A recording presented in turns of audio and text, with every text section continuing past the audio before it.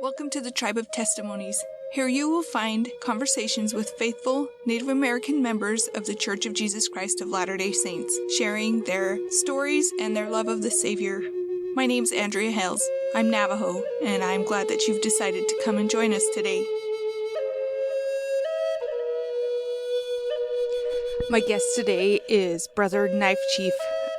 He is in Oklahoma right now, and I did not know him before.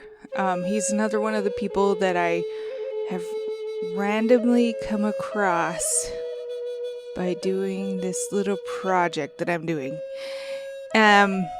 He's amazing. I'm so glad that we could make this conversation happen. I'm impressed with all the things that he has done in his life, and just the way, so many people are willing to do what the Spirit prompts, and he's one of those people, and I love that. I am asking now if anybody knows anybody out there who wants to be interviewed, and I have forgotten, remind me, or if you haven't even talked to me, let's make that connection, because I love connecting to all these people, and I'm so grateful for Brother Charles Knife Chief, and that he made this time for me, because he is a busy man. So here he is, Brother Knife Chief. I am on the phone today with Brother Charles Knife Chief. I was looking. I've been doing this project that I made where I've been searching out reservations and the closest church, and Bishop Knife Chief came up as one of those that I found. So that's how I found you. Would you please introduce yourself in your tribal way as much as possible? If it's in your language, great. If it's not, that's fine. Not everybody speaks their language, and some languages are dead. Okay, we always start our greetings and salutations with Noah, and then my name is Charles Knife Chief. I am of the Pawnee tribe, the Skeety Band, and the Wild Wolf clan. Our tribe was mainly in the Nebraska, Kansas area, drifting out towards Colorado. We had a pretty unique tribe in that we were sedentary with earth lodges for about half the year, and the other half of the year we were out on the plains hunting buffalo. One of the things that I found interesting as I joined the church was the cosmology of our tribe, which had to do with a kind of like an overall Heavenly Father, and then there were sun and moon and stars individuals. We were a pretty large tribe at one point. We had about the 1700s, late 1700s, thought to have about 60,000 members of our tribe.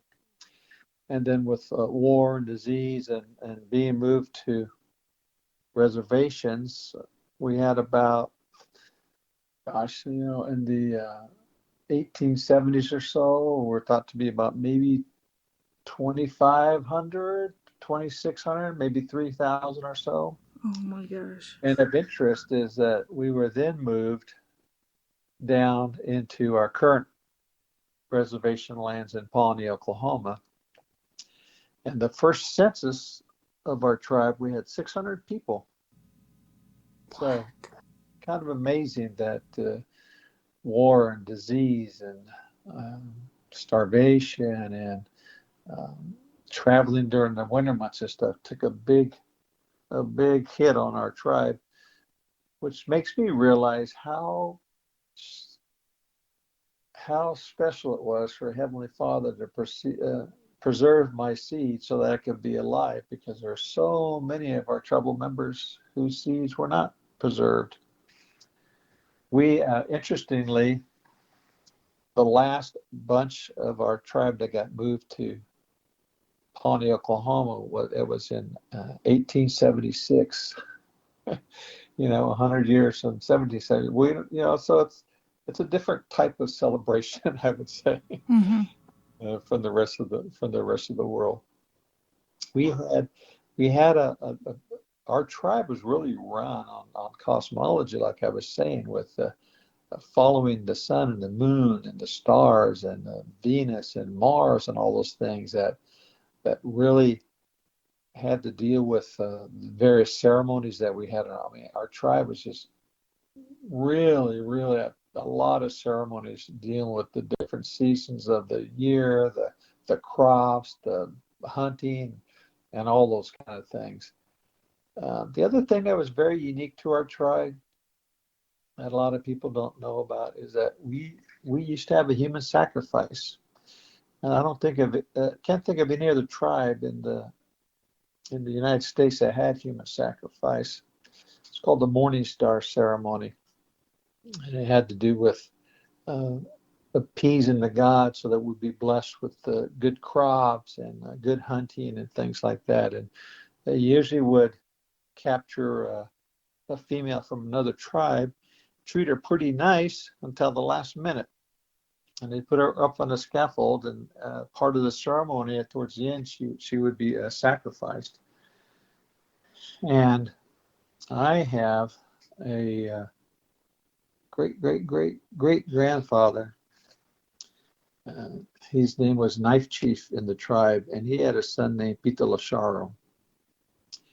And one year, it was believed about 1817, Knife Chief told Peter Lasharo that he wasn't comfortable and he didn't think that we should be continuing on with this human sacrifice. So, as they brought a Comanche girl up on the scaffold, Peter Lasharo went out in front of the whole tribe and said, "Yeah, my dad said we're not going to do this anymore."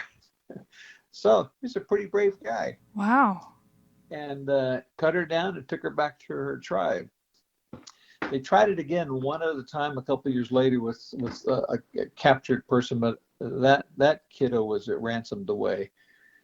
So he had, he went with a tribal delegation to Washington D.C. and he got this medal called the Bravest of the Brave that this women's seminary or this girls' seminary school got all their silver together and made this medal for him, and it says the Bravest of the Brave on the front, and it has a etching of him cutting this person down from the scaffolding.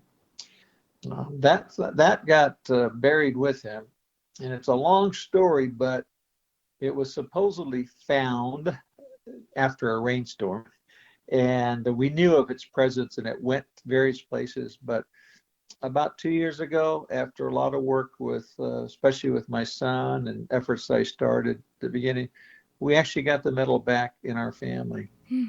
Wow. So we have that in possession now. It's a little interesting to tie in with our tribe and the church. Is we went to go do some genealogy and some tribal historical visits with a few of my nephews and my son, and we went up to Genoa, Nebraska. That was our reservation that we ended up going before we headed south to Pawnee.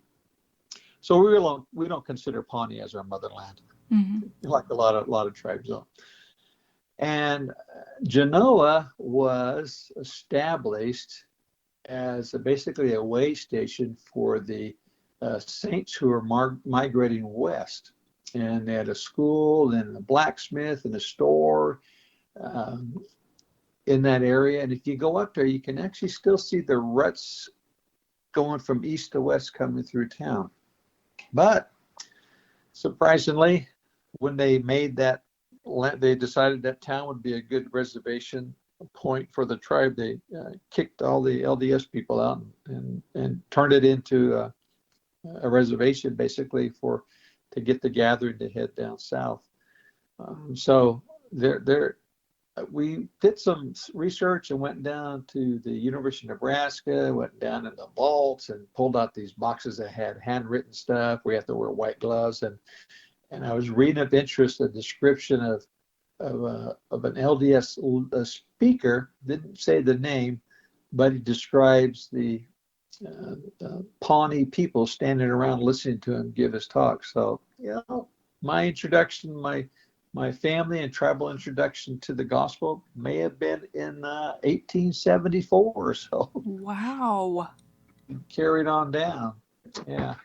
So that's really about my tribe. We're a small tribe, but we're trying to make a comeback, and we do have some other individuals in my tribe that are in the church, but my particular family is not.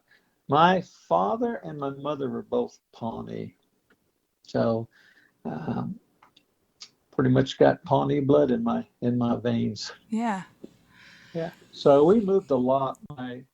When I was younger, my dad was in the Navy in World War One, and he was in the Marines in Korea. No, Navy World War One. In World War Two, then he was in the Marine Corps in the Korean War. And after he got out, they did this assimilation program. Do you know about that? Mm-hmm. Yeah. So we ended up in Los Angeles, and it was fortunate that my dad grew up. His dad was a chief. His dad's name was Charles Knife Chief. His dad was a chief, and a lot of people picture a chief as this pompous individual walking around with an entourage, but they were pretty serious people because the tribe was their responsibility. So my dad grew up with a bunch of old people who didn't speak English, who walked from Nebraska, some of them. And so he would sit around and listen to these guys talking all the time. So my dad had two very, very interest in his life for his kids. One was education, and the other was maintaining our culture and our heritage. So from a very young age, we were always involved with basic traditional life, powwows, our ceremonial dances. My dad was interested in other tribes too, so he'd learn stuff about the Navajos and the Apaches, and we'd incorporate that into. We had a little troupe of dancing, and we'd go kind of all around doing these things. So I was pretty much immersed in our culture as far as doing something every week or going somewhere until school kind of, well, two things. One was old football injuries, so I couldn't dance anymore. And the other one was making a decision to go into medical school. So I don't know if you knew that part or not. Did you know that part? I did know you're a doctor, yes. Yeah, I'm a physician, so that's how we went. So my wife and I met in high school, and we are the quintessential storyline. Well, she was 15 and I was 17 at the time, and she was a cheerleader and I was a jock. And so, it just doesn't get sappier than that. Then we married, and we had children. We have 7 kids, actually. And at some point decided to go to medical school. So I ended up transferring. I started off in a junior college in Southern California, ended up transferring to the University of Utah and got my undergraduate degree in biology before deciding to go into medical school at UC San Diego. When I was working in Disneyland, that was one of my jobs too, working in a place called cash control, where back in those days there wasn't cards and things, it was actual cash. And the person I was sitting next to his name was Gary Chrisman. It was such a mellowed out, loving personality guy, and we struck up a friendship. He didn't tell me anything about him being a member of the church or anything. We struck up a pretty good friendship because we worked the same shifts all the time. One Sunday we were working and we went to go eat lunch. He said, "Oh, I'll go with you, but I'm going to eat." And so I was saying, "Oh, he's not going to eat, huh?" And we were walking. I said, "Hey, if you don't have any money, I'll pay for lunch. I'll go ahead and do that. It's no big deal." No, we're fine. We got there in line. He was sitting. I said, I feel real bad eating in front of you. And when I grew up, there was no way that we would skip a meal. And he said, well, because I had 3 older brothers. And so he said, well, in my church, we do something called fasting once a month, or the first Sunday every month, where we don't eat or drink anything. And my eyes probably just bugged out of my face. And I go, what? You don't eat or drink for a whole 24 hours? He said, yeah. And then from that, I started asking a few more questions about him and being a church. And he said, well, I just got back from a mission. I went to Portugal. No, wait, he went to Brazil. And so we struck a pretty good friendship. He didn't proselytize, and I didn't ask him a ton of questions, but I just had a few questions. He was going to go to BYU, and I said, well, I'm going to be going up to the University of Utah. While we were there, back in the days when missionaries tracking, we just had a knock on the door at student housing. It was probably November. It was pretty cool. And missionary says, they say, hey, can we come in and leave a message? And I said, sure. So they came in, and we were baptized not shortly after that. And I always tell people, and I don't want to make it sound like I take things for granted or some kind of special thing or something. But I've never been one of those hear voice promptings, have visions, don't have burning in my bosom, all those kind of things. To me, it was the most natural thing to do. And the moment they walked in, I just had no doubts in my mind that what they were telling me was true.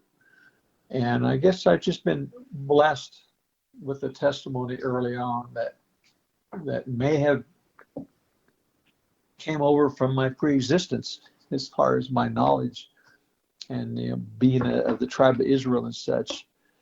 So we decided to get baptized.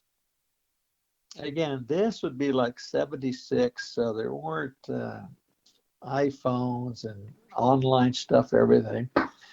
And my wife and our one daughter at the time said, well, let's go to BYU and look for him. I said, it's only a college. It can't be that far. So first decided to be baptized. Then we said, oh, I want Gary Christian to baptize us. So one Saturday we drove down there and we drove around the campus and, it's a pretty big campus.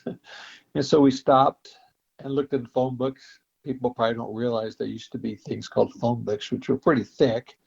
And you can go into a phone booth and pull them out and look up. We couldn't find his name anywhere. Said, okay, well, there's got to be some kind of student center or something. This is after we've been driving around too. There's got to be some kind of student union or something around here. So we looked, we drove around, and we found it. I think the Marriott Center is the Wilkinson Center. The Wilkinson Center, yeah, like kind of the student hub thing. So we went down and said, do you have any like student directories or anything? And we're trying to find this friend of mine, and it was of no help. And so we had spent probably 6 hours maybe just 4 hours doing all this stuff, trying to find Gary. And we looked at each other and said, well, we gave it a shot. We did everything we could. We just can't find him. Well, let's go home. We were walking out the door, and he was walking in the door at the same time. And it just has, one of those realizations that the Lord does not always give us things. He expects us to put forward an effort. And looking back, we had done everything we could to try to find him. And after we couldn't, he says, here's Gary. Isn't that neat? That is amazing. Yeah, in the middle of a Saturday. And we thought it was no big deal. It was a pretty big campus. And there it was. So he was able to baptize us. Oh. Have you remained friends? No, I have not run across him. I don't know where he is. And I guess if I joined a BYU alumni or something, somebody might be able to look him up. But, I know I'll see him someday. it's probably not going to be in this world, but I'm going to see him, and I'm sure going to give him a hug and a big handshake for what he did, introduce me to the church. So my growth in the church has been, I've had a lot of different callings, and each one I have accepted or I have looked at as a learning opportunity, different aspect, which is kind of like what my medical career went. I went to medical school at UC San Diego. It was the closest school that my in-laws lived to. They were actually in Anaheim, and he got diagnosed with cancer as we were deciding what school to go to, and we decided to go to UC San Diego. Well, I got accepted there, number one. Number two, it was close enough. So my wife was able to drive. She would drive up like Monday, come home on Friday night. I was just busy studying anyway. And then he ended up succumbing to his cancer. But in my medical career, I've been on all different committees that you can be on, from hospitals and medical societies and things like that. And I've gone an administrative turn at one time of running a hospital and working for a major insurance company. But my mindset all the time was, I'm going to learn something, and this is going to help me. And that mindset has been what my church callings have been. I look at every calling as an opportunity to learn more about the structure and the responsibilities of all the different aspects that people will have in the church. And I think it's helped me out quite a bit, actually. Yeah. So, what are some of those callings that you've had? Oh, gee, I don't really want to go down the litany, but Okay. I've been everything. I've been everything from primary and Sunday school and seminary and high priest and high counselor. The only thing I haven't been is an elders quorum president, because I kind of skipped that, went to high priest. So, Yeah. and now I'm a bishop. Yeah. So have I actually forgot where you live right now. Where do you live right now? In Calico, Oklahoma, which is the central headquarters of the Cherokee tribe, the Cherokee Nation. So after you finished with medical school, and you went into practice and everything, have you been in the same place, or have you moved around the country? Oh, I've moved around, maybe from California to Oklahoma. After my residency, I worked at a place called Scripps Clinic and Research Institute in La Jolla, California. My office overlooked like the back nine of Torrey Pines Golf Course. When I tell you, that place was getting expensive and crowded. So we moved back to Claremore, Oklahoma in 1990 and lived there for a solo practice for about 18 years, and then joined a group in Tulsa. And then I went off my administrative track for a while, worked in Owasso. I actually retired for about 6 months, and there are two things that happens with retirement. It gets pretty boring and it's kind of expensive. So I was just reading I was just kind of saying, maybe I should really try to do something different and get back in the saddle. And I just happened to see a little one paragraph blurb in a local paper that said the Cherokee Nation is joining up with Oklahoma State University to actually start their own medical school. What? And I thought, yeah, so Cherokee Nation has gone into agreement with Oklahoma State University Medical School, and we have a medical school here on our campus. There's the outpatient center, there's the medical school, and then there's the hospital, which is called Hastings. And I was telling my wife, I like to teach. I like to have residents and students around. Maybe I'll just maybe I'll just give them a call. And this blurb was like maybe a 4-line paragraph. So I called and said, hey, you guys happen to have any openings for an OB-GYN? They said, yes, come on in. And that's how I've been here for about 4 years now, working in Hastings. The Cherokee Nation is one of those tribes that, they're a casino tribe, and they've done quite well with their casino monies. They have a lot of different actual businesses, and they've put a lot of money in keeping their heritage alive. They have big time language courses going on. They have immersion where it's just nothing but Cherokee language. But they've put a lot of emphasis and interest in the health of the tribe. So we're actually building a brand new hospital next to the brand new clinic, and the hospital will be open in about 2 years, we think. So we'll have a new hospital, new clinic, and we have the medical school all in one campus. That is So fantastic. it is.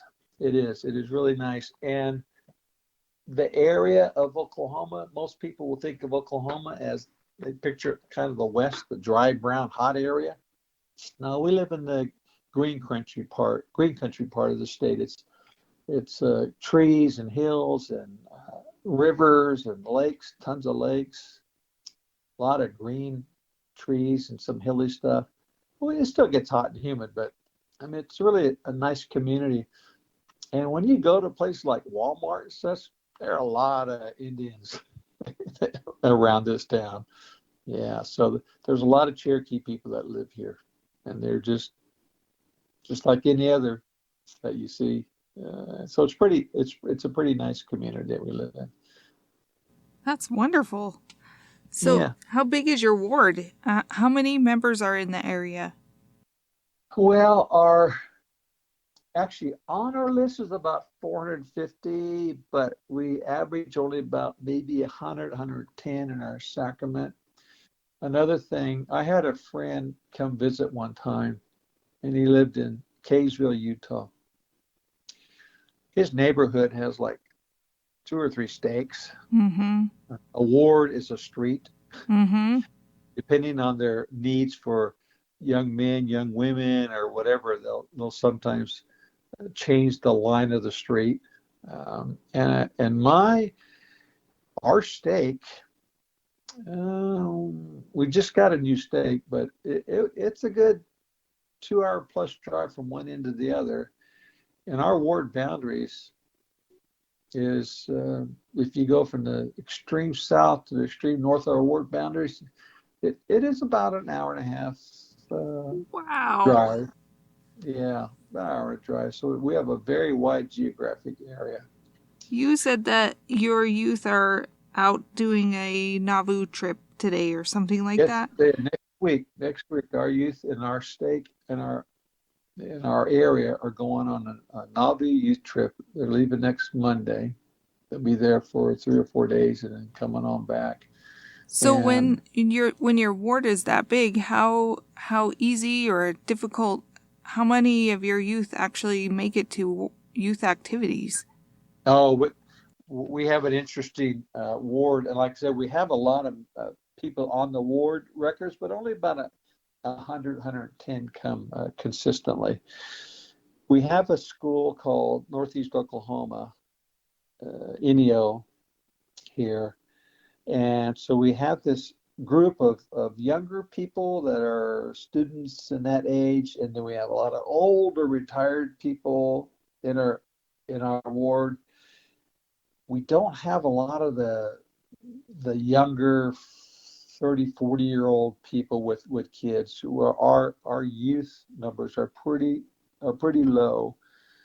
And so the ones that are here, they're usually pretty active. Like 2 weeks ago, we went, Bentonville Temple is going to be dedicated soon.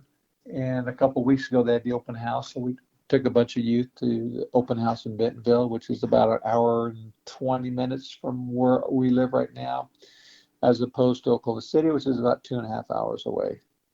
So it'll be a good hour closer. So on some aspects, it's difficult to get big things going on because we don't have a lot of youth.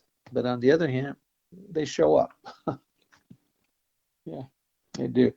Our ward, somebody who had been living there for a long time, brought me the brochure or the bulletin of the first meeting when it became a branch, and it was on the program is the Lamanite branch of the Church of Jesus Christ of Latter-day Saints. Really? Yeah, yeah. Started off as the Lamanite branch. That's pretty neat, huh? Yeah. But we're not called the Lamanite branch anymore. We're just the old Pelican ward. So we're living in an area where the Lord must think there's a lot of potential here to allow a branch to start and be called the Lamanite branch. Mm-hmm. So I'm still waiting for that blossoming in the desert to occur. Yeah. Yeah. Maybe a while. Yeah. So what kind of things do you do to reactivate members? One of our problems is a lot of our members live way out in the middle of nowhere places. Mm-hmm. So it's hard to get out and go to their homes individually because they live so far away. So we just I just try to keep tabs on people who seem to be drifting away and interview them, and we have our ward council every other Sunday, and we talk about very specific individuals, and tell the elders quorum president, we'd like you to put a little more emphasis on this person, and our Relief Society president say, could you look into this sister? We tend to have more of our males that start developing those habits and stuff. But we just try. We invite them to everything we had. We had our 4th of July breakfast. We try to have a ward social at least quarterly. We have our usual fall chili cook-off stuff. So we try to get activities to get them to come and show up.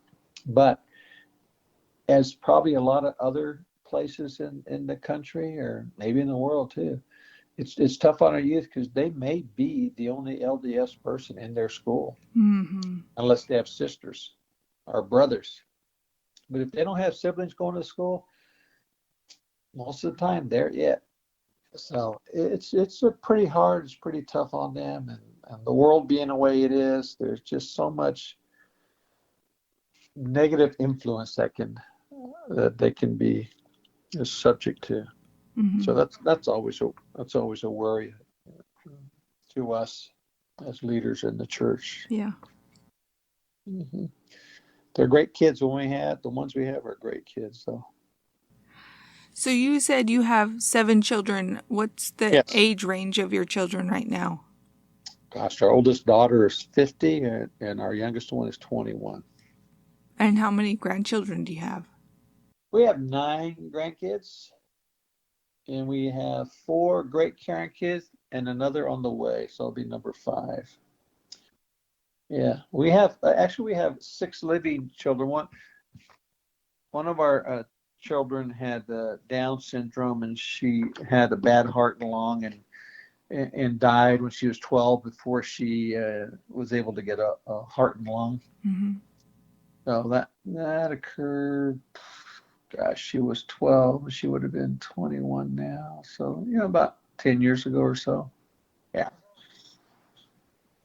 But the gospel helps us through that, and realizing that if you keep doing what we need to be doing, we'll be together with her.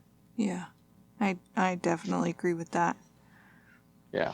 So that helps me at least. Do you get to, are any of your children living around where you live? They're all fairly reasonable. One actually lives in Rogers, which is a town right next to Bentonville. And then we have one lives about an hour away, and another one that lives about another hour away. We have one daughter that lives in Missouri. She's the farthest away. But the other ones, are within driving distance. And we have a separate business in Tulsa that both my daughters work at. Oh, both my daughters and my daughter-in-law work. Mm-hmm. So my wife gets to see them a lot, and we see the kids. That's nice. You said that your father raised you pretty traditionally, and I usually ask this question at the beginning of the interview specifically. So, what do you love about your heritage as it relates to the gospel of Jesus Christ? Like, what have you seen cross over between the two? Well, you know, in the church, we had the 3 degrees, and we had the sun, the moon, and the stars of varying brightness and responsibilities as such. And it's just interesting that our tribe had the sun, the moon, and the stars as part of our cosmology, and how it related to learning and where we came from. And of interest, I think, is in our tradition, in our cosmology tradition, the first person was a female on the earth. That then was followed by a male. And so the fact that I would have to say we were fairly religious, I think, was a big plus. Although, there are these, the old saying about a little bit of truth mixed in with this and that. So somewhere along the way, it had to have been changed. From an oral history standpoint, the older people said that we came from the South, which makes you think Aztecs, Mayans, those people that were very cosmology oriented with ceremonies and sacrifices and stuff. And there could be a grain of truth to that, since being the only tribe that had a human sacrifice as part of our lives. But in one aspect, we kind of got a lot of grief as a tribe because we never really fought against the U.S. government, and our tribal members were used as Army Scouts and things like that. But we got wiped out just like everybody else did, though. Yeah. So there is kind of this, not just going and killing things off and killing people and all this stuff. We were that one of those, leave us alone, we'll leave you alone kind of a thing. And Mm-hmm. gosh, we had corn and squash and pumpkin and beans and all those things as crops. So I think being a very unique tribe makes me think about how, as members of the church, we're really very unique. We're those, gosh, I can't think of the word. We're always talking peculiar people. Yeah. So it might have been ingrained from generations past about this. Yeah. I love that. How else has the gospel blessed your everyday life? Well, I think I don't know if I told you this, but I'm 70 years old now. And so as life goes on, and we actually, there is a thing about experience. You just can't beat experience. And I think what has happened as I've gotten a little older is that I fortunately have a more of an eternal perspective on things. The world is being the way it is, the terribleness and the violence and the Satan saying right is wrong and wrong is right kind of stuff. You see it all the time, and kids' influence with the social media, and it's a real worry to me adolescents and teenagers and young people in their 20s, the effects that result in suicide rates going up, self-esteem issues, drugs, alcohol, all these other things. And one thing I really, really like about, all the prophets are great guys, but President Nelson, he has just reassured to me that you stand strong in the gospel, you stand strong to the principles and the covenants that you make, and that the world, basically, I tell youth especially, it's just noise out there.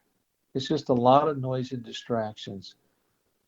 But your gospel and your testimony is what's going to get you through this world. And President Nelson is such an optimistic, positive guy when it comes to our lives in the world at this time. And that's what I get from the view as I've gotten older. I've seen more of the eternal perspective and outcomes, and less worry about what's happening in the world. I pay my tithes. I keep the word of wisdom. I say my prayers. I go to sacrament. I do all that kind of stuff. And as long as I'm striving to do what I'm doing, I have pretty much confidence of how things are going to go, but not to the point of I'm not saying I'm guaranteed I'm going to end up where we'd all like to end up, but I think the Lord knows that my efforts in my heart, and even though I'm a mortal human being and make mistakes and such, I think He knows where my heart is. Yeah. It sounds like it just brings you so much peace too, having direction and promises. We have had, as other people, we've had some terrible personal things in our lives, dealing with our children's and other family members and strangers or things. I mean, we've just had just really, really bad things, but things are turning around as far as my family goes, and I just have to keep that positive reassurance that I just need to do what I know I should be doing. Yeah. And you just said that you're getting a temple kind of close to you. And yes. How often are you able to visit a temple right now? Right now, not very often. So will this change be an added benefit to your life?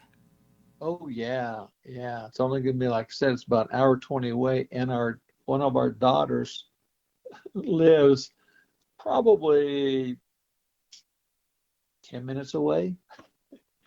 So that's awesome. So we could always go and spend the night and go. I have bad knees and a bad back from when you're young, you're invincible. Then as you get older, your body knocks on the door and says, "Hey, remember me?" Uh-huh. And, so that's kind of an issue. And my work, I'm a pretty busy guy with work and call schedule and being a bishop. We just try as much as we can, but with it being closer, I have a feeling that I don't have a feeling, I have a commitment that I'm going to be able to go a lot more. Yeah, I think that's wonderful. It's going into a temple, you know what it's like, and I can honestly say, going into sacrament on Sunday is really my favorite place to be. When you go in there, it's just such a peaceful, protective environment.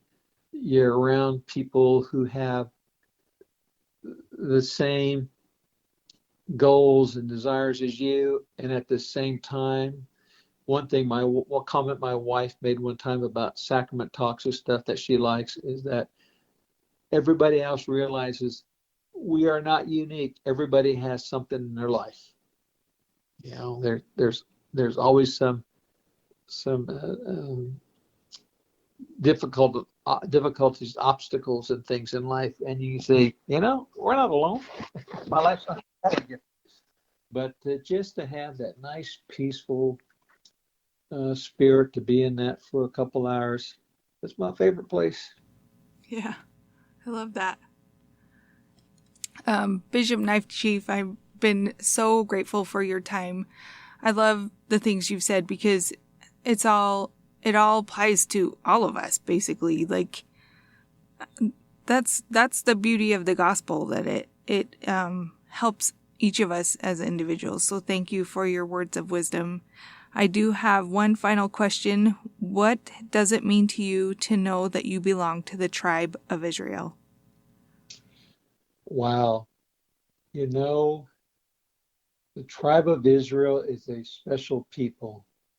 The tribe of Israel, as we are told, was actually established in the pre-existence and in the premortal life, and was chosen as a special people to be coming down to the earth.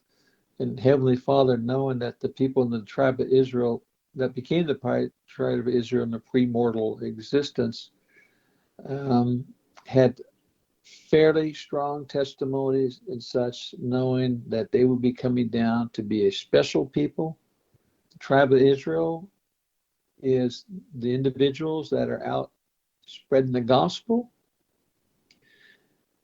Comes to Abraham coming from the tribe of Israel from the premortal, Isaac, Jacob, Joseph, all those people, and the Abraham covenant, and all the blessings associated with that, coming from the tribe of Israel. And to know that I'm a part of that it's just a responsibility and also a blessing that my lineage goes. I would without trying to be cocky and things like that, but I must have listened. I must have listened in the premortal existence to be a member of the tribe of Israel in this time and day of the last dispensation. Abraham covenant, if people just take time to read over all the blessings, people think of all the blessings associated with that, but there's also responsibilities. There's responsibilities that we have to do to try to spread the gospel and throughout the world, actually.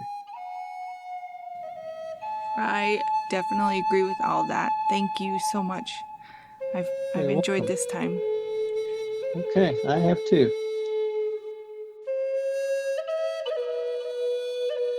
I was just talking to a friend about somebody that I love. This somebody is making huge changes in his life, and it really shows. It shows in the way he talks, in the way he responds to things, and it shows in his countenance. I'm really proud of this guy. It's an amazing thing to watch and to experience. He made a lot of problems prior to this change. And I have worried about him returning to the same circle of friends, returning to the same situations as before. But the friend that I was talking to, she reminded me that this other guy could be an example for other people about how to change, and an example to other people about accepting people changing. I was like, oh, I am so glad you brought that up. How many times do we not allow other people to change? I hope it's not often, but I think that it does happen. Sometimes we don't realize that we don't let other people change. Sometimes it's not on purpose. When I was growing up, I was really pretty shy, and I went away to college and I changed in good ways. And when I went back home, people expected me to be the way I was when I was growing up, which is fine, but it was like they wouldn't let me change, you know? So that's my thought for you today. How are you helping people change, and how are you letting people change, and how are you encouraging the good stuff? Because I think definitely those are things Heavenly Father wants us to do, and our Savior has allowed us to do, is to change. And that's just my thought for you today, and I hope you're having a super wonderful, awesome day. Tribe of Testimonies is not sponsored by the Church of Jesus Christ of Latter-day Saints. The music is a traditional hymn, Come Thou Fount of Every Blessing, arranged and performed by Kyle Forsyth. I would love to hear from you. I would love to hear how this podcast is affecting you. And I'm always looking for guests. If you or someone you know would be a great guest, you can reach me at tribeoftestimonies@gmail.com.